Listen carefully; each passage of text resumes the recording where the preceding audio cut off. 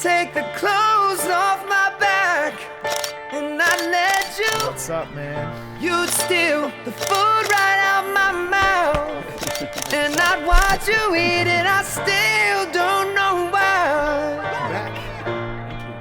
Why I love you so much.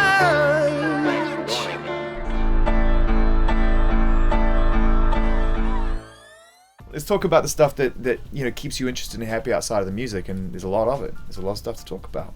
You know, you've got rock is just going from one step to another. You know, crazy. Moving into sports, and Right. it just doesn't feel like there's any end to that. That's no longer an entertainment company, right? I mean, that's lifestyle. It's life. It's a life Right. company, right? In a way. Yeah. That was the initial plan from the beginning, was to build these arms in this company that From the beginning. not the beginning, Right. not from Roc-A-Fella record, Right. but from the inception of Roc Nation after post Def Jam days, was to, again, I was looking at the model that exists currently and was like, okay, why isn't this thing all working together? Even if you look at a record company, the publishing arm doesn't speak to the A&Rs. It's like, why are these two things separate? And I have a feeling that it's an accounting thing. Some kind of accounting to keep the books separate, so this don't take a hit, and this you protect Right. this. But okay, that's cool. You can separate the accountant, but why aren't they speaking? Because they both go hand in hand. And we just all those things that seem to be broke, in my opinion, that I wanted to bring together. So we started out. If you remember Roc Nation, we didn't release an artist for 3 years, maybe more. But we signed writers and producers, and that pretty much we took care of the engine first. In In the that garage, pretty much, making sure it's running. that pretty much kept the company afloat, so we could take our time and find the J. Cole's and the Rita Oras and make sure they had the proper A&R, and that we didn't just throw them out in a market where it's so much going on so fast, and people have ADD, and their attention span is so short, and there's the internet, and I'm watching the internet, and I'm watching TV, and I'm listening to music, and people are preoccupied with so many things. So when you get their attention for that second, it better be good. Because then they turn away from it. If it's not good, this is interesting. But then you gotta hold it. I could spend some time here. Well, that then you could last get line is the line. That's the single, like. You could occupy and get a bit of mind share, right? That's what Right. you're going for, right? And you hold on to that, and it had better be right. So, we take our time and maybe not be most popular with artists, especially new ones that I want to come out tomorrow. But I think in the case of J. Cole, I think that A&R development really helped him and worked for him. The album that he put out was an album that he brought in the first time, and he thought he was ready. And now, and you look at his career now, he's in the place of, he's going to be here for as long as he wants to do it. Yeah. As long as he's inspired, because now he has the attention of the public. But you love to pace things, right? I mean, you don't seem like you're in a hurry ever. Really, in a way. I'm really more. I'm focused on doing I'm doing great things.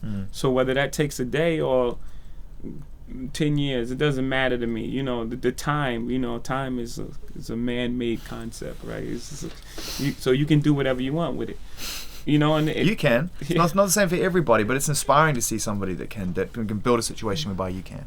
Yeah, but you can always strive to be great. You can always strive to do great things. You don't have to say, okay, I'm going to put this out because, this is the summer record. That's the wrong reason to put out records. For a long time, that was the thing. Like, let's put this record out because it has a summer buzz to it. And let's put this out winter, like seasonal records. you mean I'm only gonna play this in the winter, summer? Right. Okay. Should I put that on? It's more autumnal to me. I'm not sure I'm really in the mood for that. Give me a month. Can you switch off from the business when it comes to making a record? When you're in that headspace in Jungle Studios and you've got people and things going on around you, and you can do that? I've been doing that from the beginning, but on a smaller scale, of course. From the beginning in Roc-A-Fella Records, and when we started Roc-A-Fella Records, I forget what I was. COO, or we just made up these titles. Dane was the CEO, I was the COO, or the CCO. That, you know, that's just like childlike visualization, right? Yeah. You're basically playing fantasy Yeah, music. absolutely. That's kind of what you're doing. So I was pretty much, you know, straddling the fence from the beginning, on a smaller level. So same thing. It's just, you know, when you're in there, you're making music. You have to make music, and you have to, you know, I'm able to focus. I'm able to focus on what I'm doing at that moment, and then, you know, take care of the rest later. Let's talk about sports, man. I love that.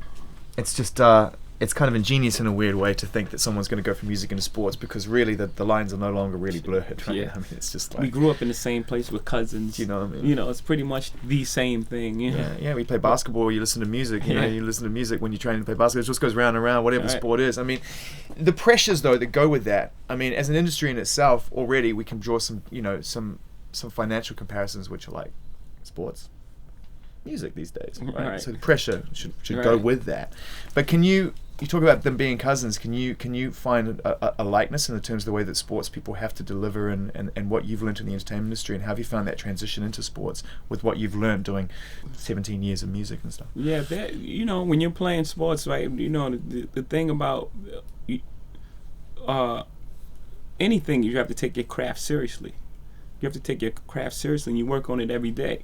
You know, they're you know, because of the level and the height they're playing at, their thing is it's set. You have to practice every single day. No one tells a musician that you have to go to the studio and you have to practice on your craft every day. They should. They should. Yeah. They really should. But no one tells a musician that, right? Yeah. So it's already ingrained in them to work on their craft always. You know, what has been neglected is everything outside of that.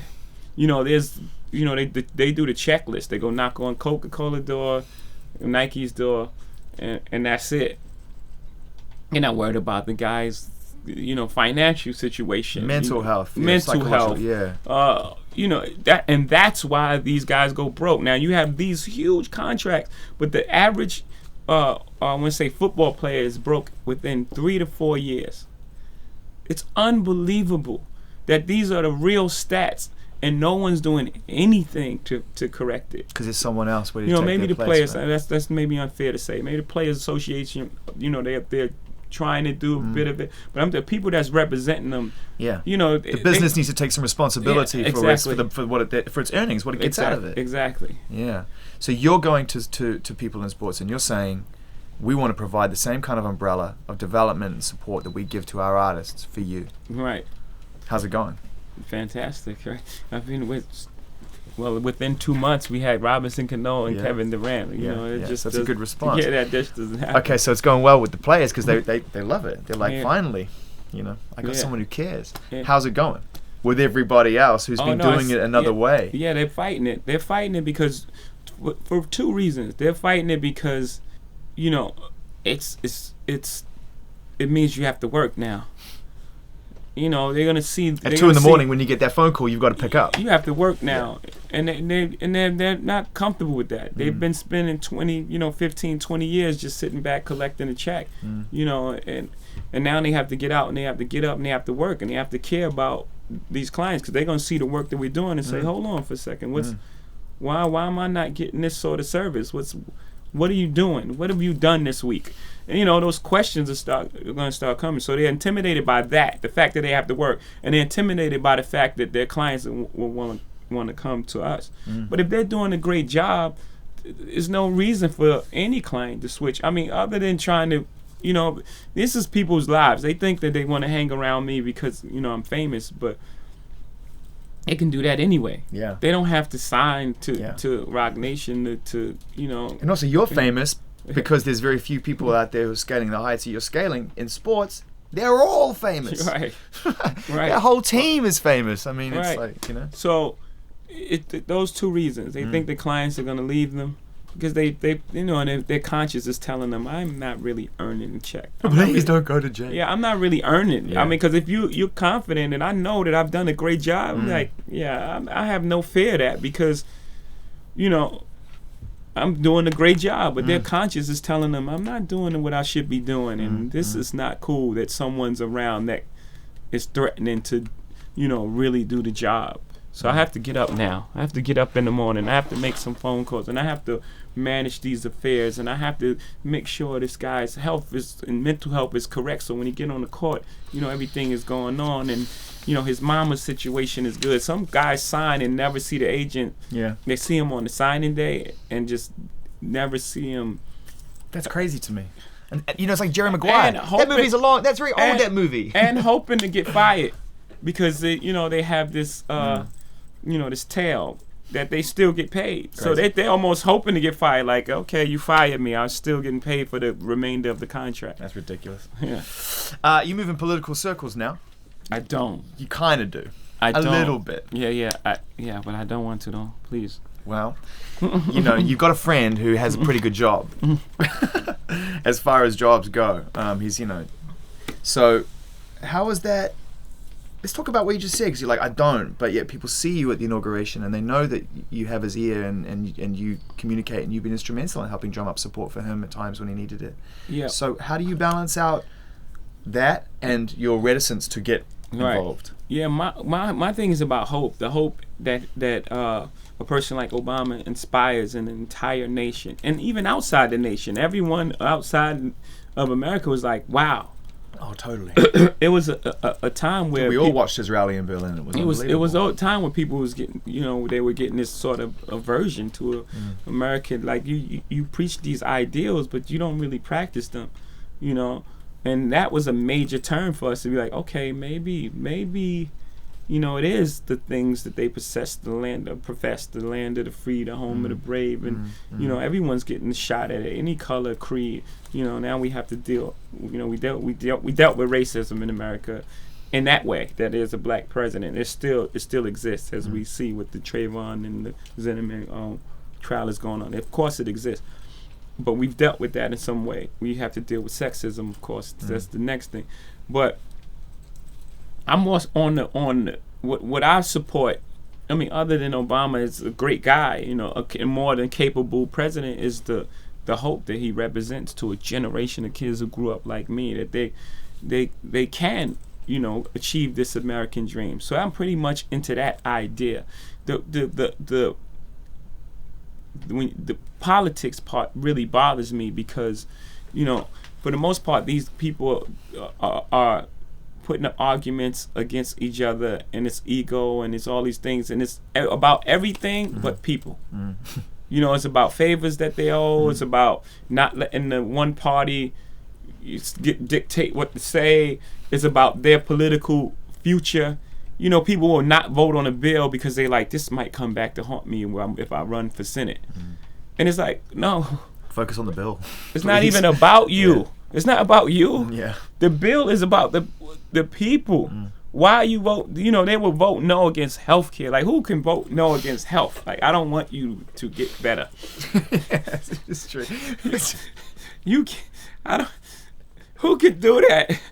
Right? You're on your own. Yeah, unless there's some sort of, some sort of company, like, I'm gonna back you when it's time. There's all these other things that involved in politics. I don't want none of. I don't want to deal with any of that. I don't want to be anywhere. I don't want to be close to that. I get sick to my stomach just to think about, the reasons why things are done and the people that is really affecting. It's not affecting the people that's voting on it. All those senators, those guys have cushy jobs and they're fine, and they, it's really affecting the real people, and they're making decisions based on their own career, based on their own ego, based on, whatever lobbyists that they're in their pocket. It's I just think it's not like there's some kind of generation of human beings that were born into this with this attitude of like, what's mine is mine and yours is mine and this, that, and everything else. It's like, there are good people who go into it with good intentions, so the process is just toxic. Yeah. And I'm talking about globally. I'm not just focusing on one country in particular. And that's a part of it is. That's exactly what you said. We need to focus on those people. The government's too big. Let's shrink that. Let's shrink it, and let's get the real people. It's impossible to have all those people. You're sounding political now. You need to be careful. You sound like a politician. You sound like you're ready to run for office. I'm not. As a friend, I'm just checking you. I got you. Okay, thank you. Let's shrink. Let's get rid of all that. Yo, let's fuck I gotta that say shit. it like that. Get rid of all these fucking assholes, right? And shrink it. to the people who really care and really want to get things done. Right on. And spoken like a father. Yeah. Spoken like a father. Man, that's the one.